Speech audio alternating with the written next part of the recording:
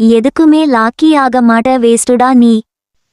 நீ சும்மா கத்திக்கிட்டே இருக்காதமா, எனக்கும் எல்லாம் தெரியும்.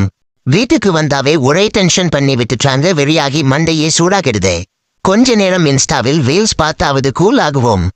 என்ன பெரும் ஏதோ ரீல்ஸ் சென்ட் பண்ணியிருக்கான், என்னன்னு பாப்போம். தோட்டத்துக்கு வந்தோம். ஆமா, தோட்டத்துக்கு வந்திருக்கோம். இதான் ஆடு, இது மாடு, அது மரம், மரம், இதான் மரம், இது தேங்காய்.